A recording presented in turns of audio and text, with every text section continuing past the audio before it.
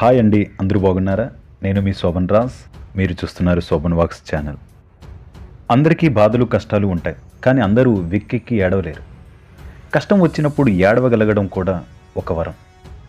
దేవుడు ఏడవగలిగిన అవకాశాన్ని, అదృష్టాన్ని కేవలం ఒక్క మనిషికి మాత్రమే ఇచ్చాడు. మేధస్సుతో పాటు కష్టాన్ని సహించుకోవడానికి ఆయుధంగా దుఃఖాన్ని ఇచ్చాడు దేవుడు. చిన్న సమస్యకి ఏడుస్తారు ఆడవారు. ఏడుస్తారు కాబట్టి ఎంతటి సమస్యనైనా భరించేస్తారు. కన్నీటితో సమస్యలు పరిష్కారం కావు, కానీ మనసు మాత్రం తేలికపడి బాధ బరువు తగ్గుతుంది, ప్రశాంతత లభిస్తుంది. ఇది మాత్రం నిజం. కష్టాలు రావటాన్ని ఎవరూ ఒప్పుకోరు.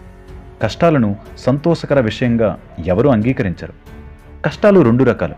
ఒకటి శారీరకపరమైన కష్టం, మరొకటి మానసికమైన కష్టం. శారీరకమైన కష్టాన్ని చెమట రూపంలో శరీరం ఏడుస్తుంది.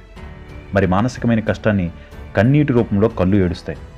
కన్నీరు కూడా స్వేదము లాంటిదే. గుండెల నిండా ఏడవగలిగిన వాళ్ళు సమస్యలకు భయపడి ఆత్మహత్యలకు ప్రయత్నించరని పరిశోధకులు చెప్తున్నారు. బాధలను మనసులో దాచుకున్న కొద్దీ సమస్య జటిలంగా తయారవుతుంది. ఆత్మీయులతోనైనా కనీసం బాధను పంచుకోవాలి, లేదా తలుపులు వేసుకుని ఒంటరిగానైనా ఏడవాలి. ఇలా చేయటం వల్ల శరీరంలో టాక్సిన్లు బయటికి వచ్చేస్తాయి. ఉల్లిపాయలు కోసేటప్పుడు వచ్చే కన్నీరు ఇరిటేషన్ వలన వస్తాయి. దుఃఖం వల్ల వచ్చే కన్నీరు ఎమోషన్ వలన వస్తాయి.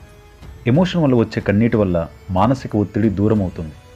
విషాదాన్ని ఒక యోగంగా భావించగలిగితే మనీషి అవుతాడు, మహర్షి అవుతాడు. కష్టాలను నవ్వుతూ అంగీకరించి చూడు, అప్పుడు ఆ కష్టమే సుఖంగా మారుతుంది.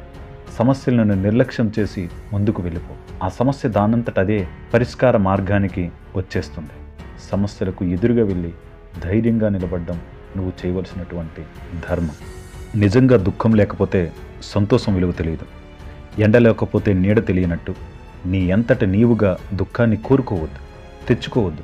దానంతట అదిగా సంభవించినప్పుడు ఒక యోగంలా మౌనంగా అనుభవించు. దుఃఖం నిన్ను ఏమీ చేయలేదు. దుఃఖంలో నీకు ఎన్నో సత్యాలు తెలుస్తాయి.